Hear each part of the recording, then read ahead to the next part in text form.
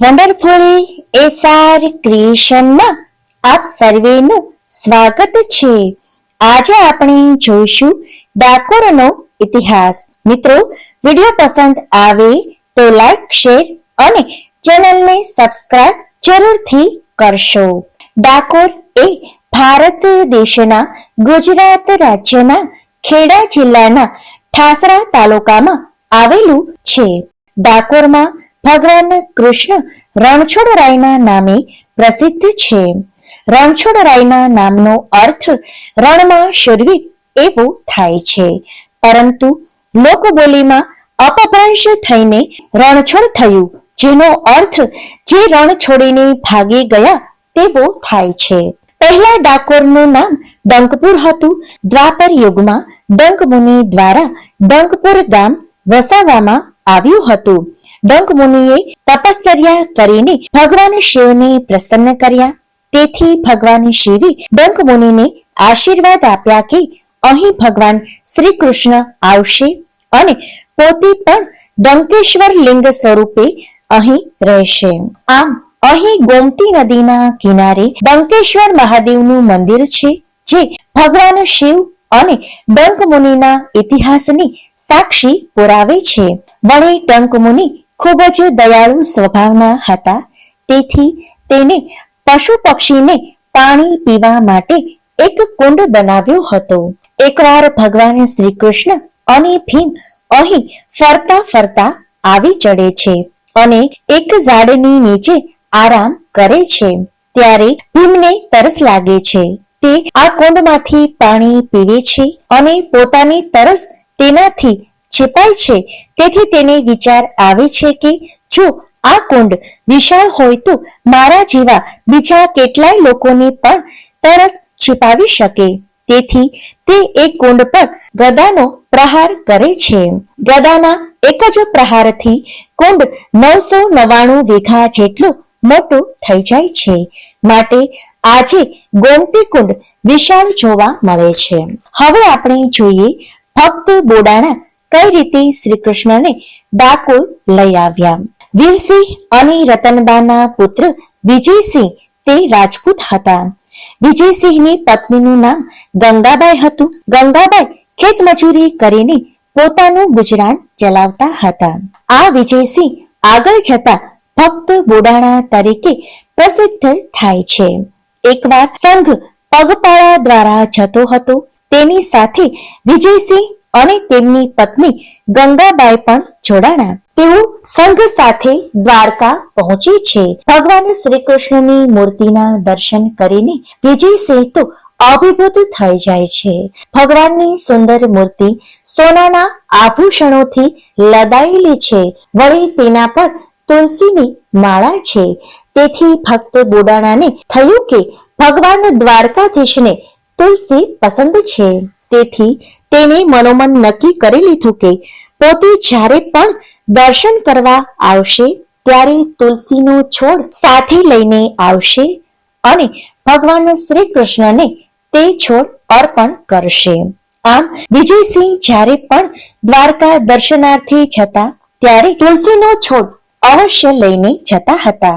આમ વિજયસિંહને ભગવાન શ્રી કૃષ્ણની અનેરી માયા લાગે છે। તે દ્વારકાધીશના મંદિરે દર 6 માસે પગપાળા ચાલીને હાથમાં તુલસીનો છોડ લઈને દર્શન કરવા ચાલી નીકળે છે। આમ તે 72 વર્ષના થયા ત્યાં સુધી સતત ભગવાન દ્વારકાધીશના દર્શન કરવા ગયા, પરંતુ ઉંમર થતા હવે તેનું શરીર તેને સાથ આપતું ન હતું। તેથી ભક્ત વિજયસિંહ એટલે કે ભક્ત બોડાણા જ્યારે દ્વારકા જઈ શક્યા નહીં, ત્યારે ભગવાન શ્રી કૃષ્ણ સ્વયં ભક્ત બોડાણાના સ્વપ્નમાં આવીને દર્શન આપે છે અને ભક્ત બોડાણાને કંઈક માગવા કહે છે। ત્યારે ભક્ત બોડાણા કહે છે કે હવે હું ત્યાં દ્વારકા તમારા દર્શન કરવા માટે આવી શકું તેમ નથી, માટે તમે અહીં ડાકોરમાં આવો તો હું રોજ તમારા દર્શન કરી શકું। તેથી ભગવાન શ્રી કૃષ્ણએ કહ્યું કે તું હવે જ્યારે દ્વારકા આવ ત્યારે ગાડું લઈને આવજે, હું તારી સાથે અહીં ડાકોર આવી જઈશ। મિત્રો, ભક્ત બોડાણા તો ગરીબ હતા, તેમની પાસે ગાડું પણ ન હતું. તે કોઈકની પાસેથી મરવાના વાકે જીવી રહેલા 2 બળદ અને તૂટેલું ગાડું લઈ આવ્યા અને ધીમે ધીમે દ્વારકા પહોંચે છે. ત્યાં જઈને ભગવાન શ્રી કૃષ્ણને તુલસીજીનો છોડ અર્પણ કરે છે. ગાડું લઈને આવેલા જોઈને ત્યાંના ગુગળી બ્રાહ્મણો પૂછે છે કે આજે કેમ ગાડું લઈને? ત્યારે ભક્ત બોડાણા નિખાલસતાથી જવાબ આપે છે કે ભગવાન શ્રી કૃષ્ણ હવે મારી સાથે દ્વારકાથી ડાકોર આવવાના છે, તેથી તેને લેવા માટે આ ગાડું લઈને આવ્યો છું. આ સાંભળીને ગુગળી બ્રાહ્મણોએ તો મંદિરને તાળા મારી દીધા, પરંતુ ભગવાનને કોઈ પણ બંધનમાં બાંધી શકાતા નથી. રાત્રે ભગવાને મંદિરના તાળા તોડ્યા અને ભક્ત બોડાણાને દર્શન આપ્યા અને ભક્ત બોડાણાને કહ્યું કે ચાલ લઈ લે મને. ભક્ત બોડાણાએ તો ત્યાંથી મૂર્તિ લઈને ગાડામાં મૂકી અને ધીરે ધીરે ગાડું ચલાવી ચાલતા થયા. ભક્ત બોડાણાથી ગાડું ધીરે ચાલતું હતું, તેથી ભગવાન શ્રી કૃષ્ણએ ભક્ત બોડાણાને કહ્યું કે તું હવે ગાડામાં આરામ કર, ગાડું હું ચલાવીશ. આમ ભગવાન સ્વયં ગાડું ચલાવીને એક જ રાતમાં સવાર પડતાની સાથે જ ડાકોર આવી પહોંચે છે. ત્યાં રસ્તામાં ભગવાન દાતણ કરવા માટે એક કડવા લીમડાની ડાળ તોડે છે. ભગવાનના સ્પર્શ માત્રથી આ કડવો લીમડો આજે પણ મીઠો લાગે છે. પછી ત્યાંથી ભગવાન શ્રી કૃષ્ણ ભક્ત બોડાણાને કહે છે કે લે હવે તું ગાડું ચલાવ અને હું પાછળ બેસું. આમ ભગવાન શ્રી કૃષ્ણ ભક્ત બોડાણાને સાથે ડાકોર આવી પહોંચે છે. સવાર થતા જ ભગવાનની મૂર્તિ ન મળતા ગુગળી બ્રાહ્મણો સમજી ગયા કે નક્કી આ મૂર્તિ ભક્ત બોડાણાએ જ લીધી છે. આથી તે પાછળ પાછળ ડાકોર આવી પહોંચે છે. ગુગળી બ્રાહ્મણોને જોતા જ ભક્ત બોડાણા ભયભીત થઈને ગોમતી કુંડમાં આ મૂર્તિ છુપાવી દે છે.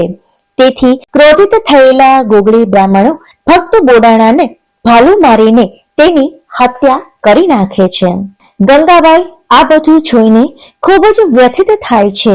વળી ગુગળી બ્રાહ્મણો ગોમતી કુંડમાં ઉતરીને મૂર્તિ શોધવા લાગે છે. અનેક પ્રયત્નો પછી તેને મૂર્તિ મળે છે, પરંતુ બધાય સાથે મળીને ઉચકે તો પણ આ મૂર્તિ ઉચકાતી નથી. પોતાની આજીવિકા આ શ્રી કૃષ્ણની મૂર્તિ પર જ છે તેવું માનીને બ્રાહ્મણો ગોમતી કુંડની બહાર નીકળીને અન્ન જળનો ત્યાગ કરીને ત્યાં જ બેસી રહે છે. ભક્ત બોડાણાના ધર્મપત્ની ગંગાબાઈ પણ ધર્મ ભક્તિ વાળા હતા. તેને થયું કે આટલા બધા બ્રાહ્મણોમાંથી જો એક પણ બ્રાહ્મણનું મૃત્યુ થશે તો પોતાને બ્રહ્મ હત્યાનું પાપ લાગશે. માટે તેને ભગવાન શ્રી કૃષ્ણને પ્રાર્થના કરી કે મારા પતિ તો હવે મૃત્યુ પામ્યા છે, પરંતુ આમાંથી અન્ય કોઈ એકનું પણ જો મૃત્યુ થશે તો મને બ્રહ્મ હત્યાનું પાપ લાગશે. માટે ભગવાન શ્રી કૃષ્ણ ગુગળી બ્રાહ્મણોને કહે છે કે તમારે મારી મૂર્તિ જોઈએ છે કે મારી મૂર્તિની ભારોભાર સોનું જોઈએ છીએ. ત્યારે ગુગળી બ્રાહ્મણોને થયું કે અમે બધાએ સાથે મળીને મૂર્તિ ઉચકી તો પણ મૂર્તિ ઉચકાતી ન હતી, તો આ ગરીબ ભક્ત બોડાણા પાસે આટલું બધું સોનું તો ક્યાંથી હોય? તેથી ગુગળી બ્રાહ્મણોએ કહ્યું કે અમને મૂર્તિની ભારોભાર સોનું જોઈએ છીએ. ત્યારે ત્રાજવાના એક પલ્લામાં ભગવાન શ્રી કૃષ્ણની મૂર્તિ અને ત્રાજવાના બીજા પલ્લામાં ગંગાબાઈ પાસે એકમાત્ર ઘરેણું તેના નાકની નથ હતી તે મૂકવામાં આવે છે.